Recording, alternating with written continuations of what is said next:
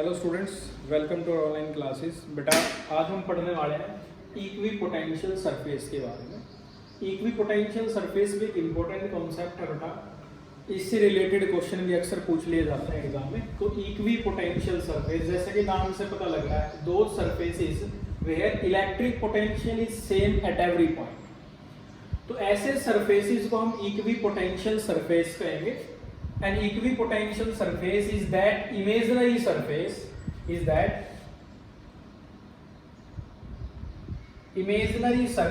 at every point of which electric potential is the same।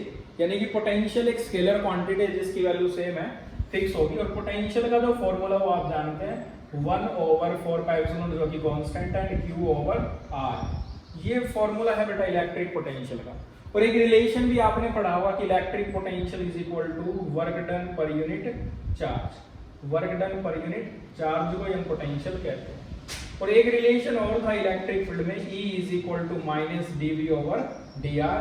यानी कि इस relation में भी हमने पढ़ा था कि इलेक्ट्रिक फील्ड क्या होगी, जो इलेक्ट्रिक फील्ड की डायरेक्शन होगी बेटा higher potential to the lower potential. तो आज इनके बारे में भी हम कुछ नॉलेज इकट्ठी करेंगे बेटा इक्विपोटेंशियल सरफेस को लेकर। अगर हम एक कोई पॉजिटिव चार्ज लेते हैं, for example this is a positive charge.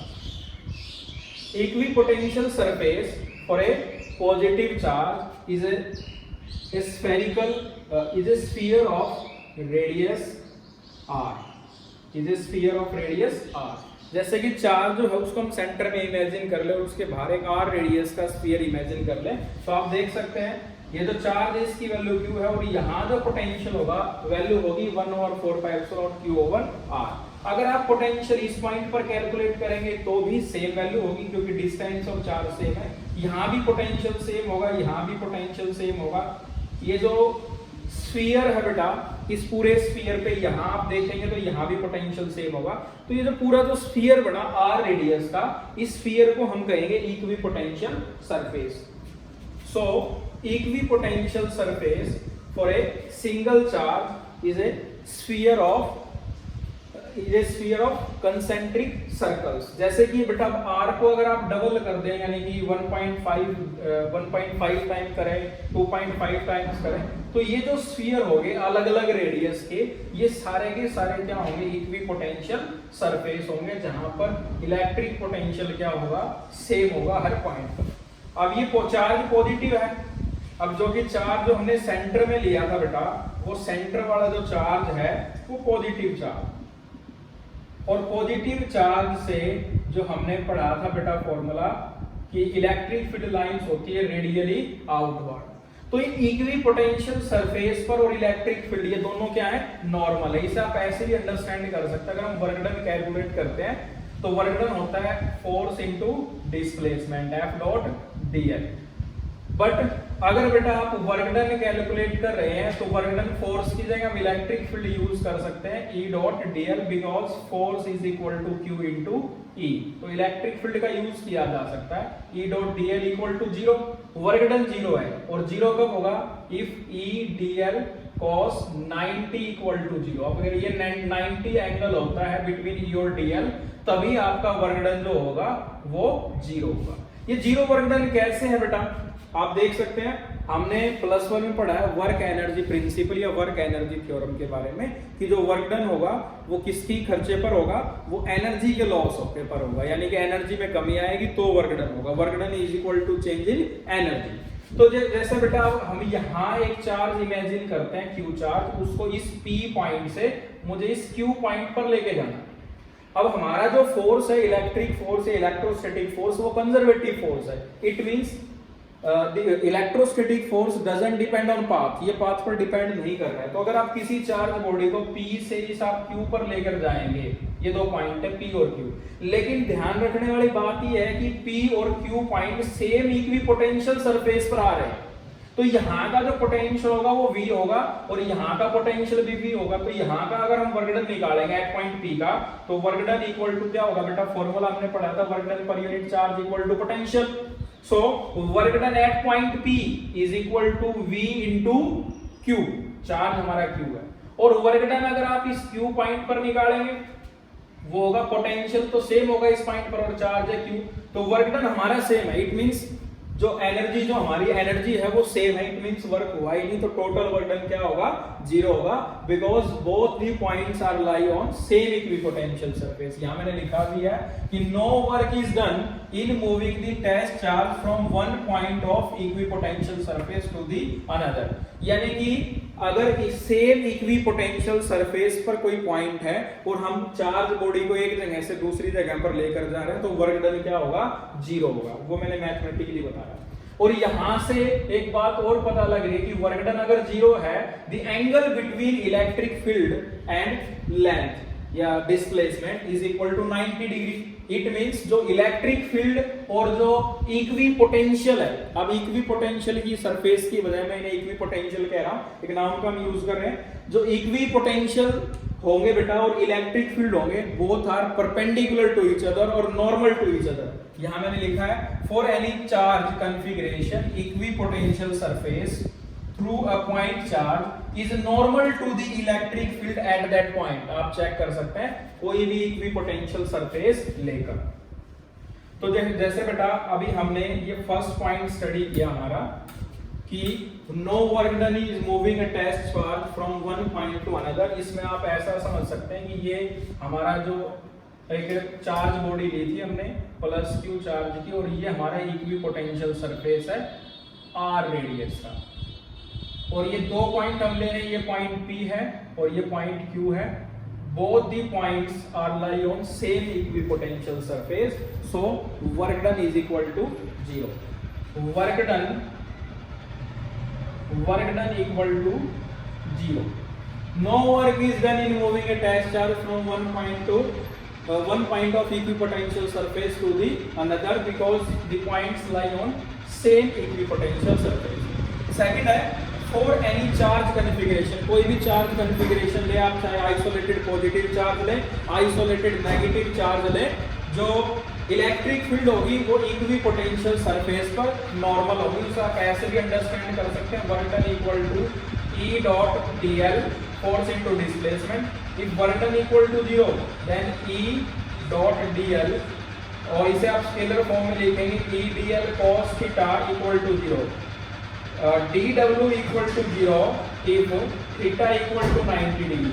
अगर हमारा जो एंगल है बेटा वो अगर 90 डिग्री होगा तो वर्क डन इक्वल टू क्या होगा, 0 होगा। तो हम सेकंड में ध्यान रख सकते हैं for any charge configuration, charge चाहे आपका आइसोलेटेड पॉजिटिव हो, आइसोलेटेड नेगेटिव हो, पेयर हो बेटा, डाइपोल हो, कोई भी चार्ज कॉन्फ़िगरेशन है, equipotential surface through a point is normal to the electric field at that point. Electric field normal होगी, ये सेकंड पॉइंट की एक्सप्लेनेशन, ये फर्स्ट पॉइंट की, क्योंकि वर्क डन इक्वल टू क्या होता है, चेंज इन एनर्जी।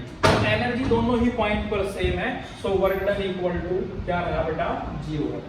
और थर्ड मैंने क्या लिखा, the direction of electric field is from higher potential to lower potential. इसका मीनिंग क्या है, इसको अंडरस्टैंड करने के लिए हम एक चार्ज बॉडी इमेजिन कर रहे हैं Q, जो कि पॉजिटिव चार्ज है।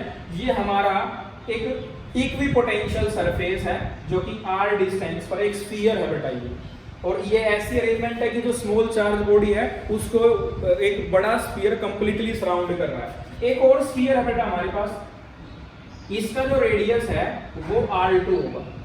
अब ये जो सरफेस है बेटा, ये जो स्फीयर है, इसके हर पॉइंट पर जो पोटेंशियल होगा, जितने भी पॉइंट्स पॉसिबल है स्फीयर पर, r रेडियस के स्फीयर पर, each and every point electric potential having value is equal to 1 over 4 pi epsilon naught q over r1। ये पोटेंशियल है हमारा इस सरफेस पर v1 पर, जो कि ये सरफेस भी इक्विपोटेंशियल है लेकिन ये ज्यादा डिस्टेंस पर है, तो पोटेंशियल v2 होगा 1 over 4 pi epsilon naught q over r2। और आप देख सकते हैं कि बेटा r2 is greater than r1। Distance इस सरफेस पे जो हमारा सेकंड सरफेस है और ये फर्स्ट सरफेस है, S2 सरफेस वाला डिस्टेंस ज्यादा है S1 सरफेस से डिस्टेंस से, so potential is inversely proportional to distance, so V1 is greater than V2, और in other word we can say potential of S1 surface is greater than potential of S2 surface। S1 का potential ज्यादा है, यानी कि ये V1 जो potential है उसकी वैल्यू ज्यादा है और V2 पोटेंशियल कम है। और इलेक्ट्रिक फील्ड की डायरेक्शन आपने पढ़ा था, इससे प्रीवियस वीडियो में हमने पढ़ा इलेक्ट्रिक फील्ड लाइंस और जो डायरेक्शन है वो radially outward for positive charge, radially outward for positive charge. तो जिस डायरेक्शन में इलेक्ट्रिक फील्ड है वो डायरेक्शन है हायर पोटेंशियल से lower potential, higher potential to lower potential. तो the direction of electric field is from higher potential to the lower potential और normal होगी, परपेंडिकुलर होगी बेटा। ये थे इक्विपोटेंशियल सरफेस और उसकी कुछ प्रॉपर्टीज। अब बेटा हम इक्विपोटेंशियल सरफेस ड्रा करते हैं इन्हीं प्रॉपर्टीज को लेके, यहां ड्रा कर लेते हैं बेटा। फर्स्ट अगर हम चार्ज ले रहे हैं पॉजिटिव चार्ज, तो these are concentric spheres of different radius, these are equipotential surface और इलेक्ट्रिक फील्ड की डायरेक्शन ये होगी, ये इलेक्ट्रिक फील्ड आप देख सकते हैं हर पॉइंट पर वो नॉर्मल होगी। यहां लिखा भी है फॉर एनी चार्ज कॉन्फ़िगरेशन, कोई भी कॉन्फ़िगरेशन हो जो इलेक्ट्रिक फील्ड और equipotential are normal to each other. ये पॉजिटिव के लिए लिया है, ऐसा ही सेम नेगेटिव के लिए आ जाएगा, बस डायरेक्शन अंदर की तरफ हो जाएगी रेडियली इनवर्ड। अब बेटा अगर हम इसमें पॉजिटिव पॉजिटिव रिपल्शन के लिए लें, तो रिपल्शन के लिए जो डायरेक्शन होगी, रिपल्शन की डायरेक्शन होगी पॉजिटिव चार्ज, जैसे कि हमारे पास चार्ज है बेटा प्लस क्यू और ये भी प्लस क्यू, आप माइनस लेंगे तो भी ये इक्विपोटेंशियल सरफेस होगी इसके नजदीक। अब आप जानते हैं यहाँ जो इलेक्ट्रिक फील्ड है वो जीरो होती है, मैं इलेक्ट्रिक फील्ड बना के बता भी देता हूँ। तो कुछ इस तरह के ये इक्विपोटेंशियल सरफेस होंगे, उसके बाद ये इक्विपोटेंशियल सरफेस आ जाएंगे। जैसे कि आप चेक कर सकते हैं इलेक्ट्रिक फील्ड क्या होनी चाहिए, नॉर्मल होनी चाहिए बेटा, इलेक्ट्रिक फील्ड इज नॉर्मल, ये पॉजिटिव चार्ज के, यहाँ भी पॉजिटिव चार्ज के लाइंस ऐसी थी, नॉर्मल होगी बेटा। ये कंडीशन आप ध्यान रखेंगे, इंपॉर्टेंट कंडीशन है, तो इससे आप कोई भी इक्विपोटेंशियल सरफेस ड्रा कर सकते हैं, जैसे मैंने पॉजिटिव पॉजिटिव के लिए ड्रा किया। अब हम नेगेटिव पॉजिटिव यानी कि डाइपोल के केस में भी ड्रा कर लें, और ये काफी इंपॉर्टेंट है और अक्सर पूछा भी जाता है। डाइपोल का ड्रा करने से पहले हमें एक फॉर्मूला पढ़ना होगा, E equal to minus dv over dr या V equal to E dr से बोल सकते हैं। तो देखो बेटा ये चार्ज है अपने पास पॉजिटिव और ये चार्ज है नेगेटिव। डाइपोल में दोनों चार्ज इक्वल एंड अपोजिट होते हैं। और जो इलेक्ट्रिक फील्ड की डायरेक्शन थी वो आपको ध्यान है, इससे प्रीवियस वीडियो में हमने पढ़ा था। तो जैसे आप इधर जाएंगे, दोनों चार्ज के बीच में जाएंगे, तो यहाँ इलेक्ट्रिक फील्ड स्ट्रॉन्ग है और ये जो रीजन है यहाँ इलेक्ट्रिक फील्ड वीक है। तो होगा क्या कि इक्विपोटेंशियल सरफेस कुछ इस तरह के होंगे, कुछ इस तरह के इक्विपोटेंशियल सरफेस होंगे हमारे पास। ये वैल्यू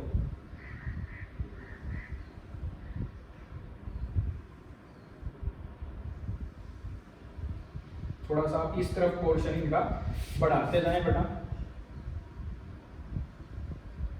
ये ऐसे, ये इक्विपोटेंशियल सरफेस होंगे, आप ऐसे ड्रा कर सकते हैं, क्योंकि यहाँ फील्ड वीक है और यहाँ फील्ड स्ट्रॉन्ग है। तो बेटा ऐसे आप इक्विपोटेंशियल सरफेस ड्रा कर सकते हैं। और ये जो पॉइंट्स हैं आप इनको ध्यान रखें, क्वेश्चन ऐसे मिलेगा बेटा कि आपको वर्क डन कैलकुलेट करना, 1 मार्क्स में काफी इंपॉर्टेंट क्वेश्चन है। Calculate the amount of work done in bringing a charge body from point A two point B and both point lies on equipotential surface. तो आपको आंसर क्या देना है, 0। और second, the equipotential surface and electric field are normal to each other। और third है बेटा electric field की डायरेक्शन होगी higher potential to lower potential. तो बेटा ये हमारा इक्विपोटेंशियल सरफेसेस है बेटा। नेक्स्ट वीडियो में हम 4th चैप्टर स्टार्ट करेंगे हमारी इलेक्ट्रोस्टैटिक्स का, जो कि है इलेक्ट्रिकल कैपेसिटेंस, विद्युत धारिता जिसे बोलते हैं। तो मिलते हैं बेटा नेक्स्ट वीडियो में। Thanks for watching.